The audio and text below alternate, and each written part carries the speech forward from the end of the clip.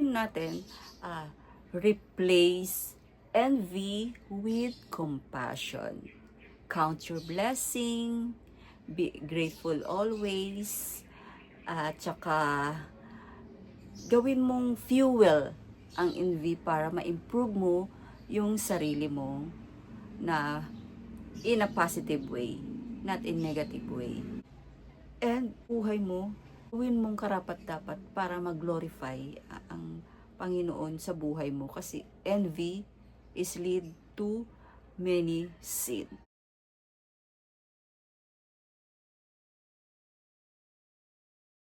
Hi guys! Welcome back to my channel. This video guys is all about envy. Naging kanta niya ni Frances M. Inggit, tungkol sa inggit. Masama nga ba ang mainggit? Kasalanan ba ang mainggit? Well, syempre oo. Kasi ang inggit ay pinagmumula ng negatibong pag-iisip mo sa isang tao at nasa Bible yan. Kaya ako pag nagpipray ako talaga, sabi ko kung ano man yung mga negatibong pag-uugali, unang-una na yung inggit mawala sa akin, sabi kong ganyan. Kaya papasalamat naman ako kasi talagang walang ganun na nararanasan ko sa buhay ko ngayon. Ano nga ba tong inggit? So, tingnan muna natin sa aking ni-research. What is the true meaning of envy?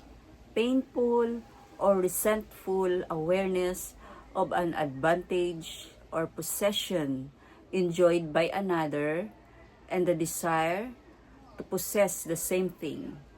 Yan. Pero may pagkakaibahan po guys ang envy sa jealousy. So ito yon. Envy is when you want what someone else has. But jealousy, when you're worried someone's trying to take what you have. So may pagkakaiba sila. So yung inggit, gusto mong meron ka din kung ano yung nakikita mo sa iba. Yung jealousy naman, nag-aalala ka at nagagalit ka, baka kunin ng isang tao kung anong meron ka. Example na lang, if you have partner in life, yung selos, di ba? Yun yung selos. So, example natin guys ha. If you want your neighbor's new convertible, you feel envy. If she takes your husband for a ride, you feel jealousy. O, di ba? There's a difference. So, bakit nga ba masama ang mainggit? Kasi, di ba, kapag nainggit ka, diyan gumagawa ka na ng mga negatibong bagay na makakasama sa isang tao na kinainggitan mo. Halimbawa, crab mentality. Gagawa ka ng paraan, siraan siya, hihilahin mo siya pababa, kasi ayaw mo malaman ka at dahil kung anong meron siya, naiinggit ka, gusto mo rin mayroon. Minsan pa nga, gusto mo mas higit pa kung anong meron siya. So, kaya nga, di ba yung kanta ni Frances M., iwasan mo ang mainggit na ang iba gusto mong makamit. Dapat nga ikay matuwa sa napala ng iyong kapatid. Di ba ganun? Kasi nga, dahil sa inggit ka, parang gagawa ka talaga ng kakaibang bagay na para lang masira siya, mawala, or malugmok muli. It's a no-no, di ba? Ang pangit ng ganung pag-uugali. So, mayroon akong mga example, guys, sa Bible. Kasi yung envy na nasa Bible yan eh. Ayan nga sabi, the sin of envy can be traced all the way back to one of the 10 commandments. We are told, thou shalt not covet. O, di ba? In the divine law to Moses in the Old Testament. So, both Old and New Testament, there are mentions of envy and stories associated with it, often with dramatic consequence. So alam naman natin, 'di ba? Yung tungkol kay Cain at Abel. 'Di ba? Kasi nga nag-lead to murder. Kasi naiinggit siya kasi siya yung mas pinapaboran ni God. Kaya anong ginawa niya? Minurder niya, pinatay niya si Abel.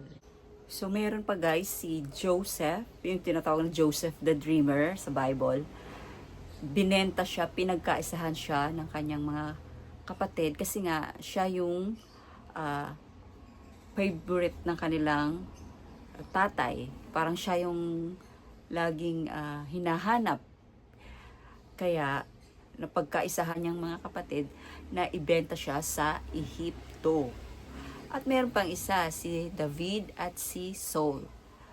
May mga bagay na nawawala sa'yo kapag pinairal mo ang inggit or envy. Number 1, it denies your uniqueness. Kasi nakafocus ka sa iba, di ba? Doon ka lagi nakatingin sa kinaiinggitan mo. Lagi mo siyang tinitingnan kung halimbawa mas maganda siya sa'yo, mas maputi siya sa'yo, mas nakakaangat yung buhay niya sa'yo. Halimbawa, lalo na kung friend mo or kapitbahay mo, parang nakafocus ka doon. Hindi mo na nakikita yung iyong personalidad, kung anong meron ka. Yung iyong pagiging unique. Kasi lahat naman tayo, may kanya-kanya, di ba?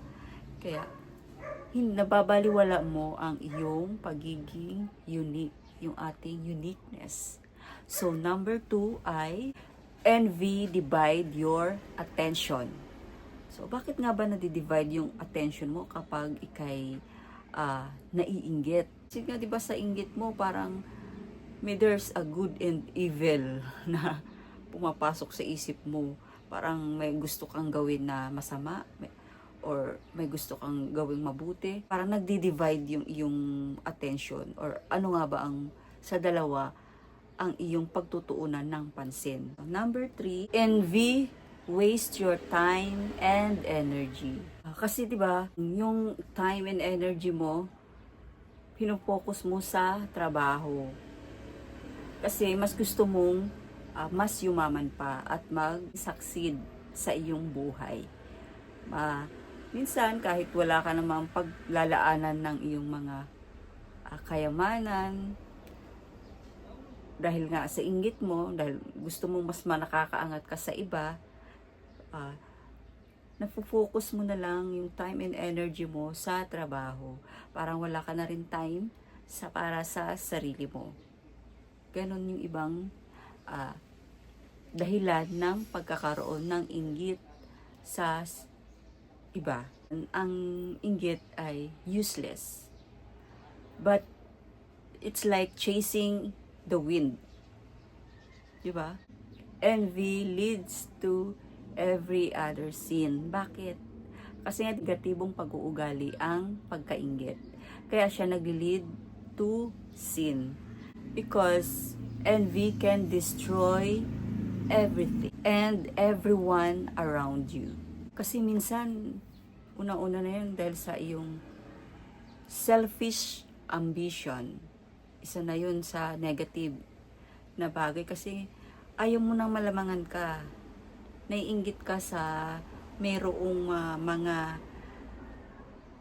bagay na mas nakakahigit sa'yo. Kaya nagkakaroon ka na ng selfish ambition. And then nagkakaroon ka na ng anger. Nagkakaroon ka na ng pride. Tapos nagkakaroon ka na ng negatibong pananaw sa buhay at hindi ka na nagiging grateful. Wala na yung kasiyahan mo sa puso mo. Hindi ka na grateful kasi punong-puno na ng inggit yung puso mo. Hindi ka na mapalagay, parang wala kang kapahingahan. Kasi ganun talaga, 'di ba? Kaya nga mayroon tayong mga ibang mentalidad na nangyayari. Kung anong meron siya, kaya nga yung iba, ano pa yung ibang negatibong bagay, nababaon ka sa utang. Kasi kung halimbawa, kung meron kang kapitbahay na mas nakakaangat sa'yo at doon ka nalang nakafocus, meron siyang bagong sasakyan, maglo-loan ka para magkaroon ng bagong sasakyan, TV, ref, mga appliances at kung ano-ano pa. Ayan, hindi ka patatalo. Yun ang mga negatibong bagay na ginagawa mo dahil sa inggit. And wala na ang yung gratefulness sa iyong puso. Gawin mong fuel ang envy para ma-improve mo yung sarili mo na in a positive way, not in negative way.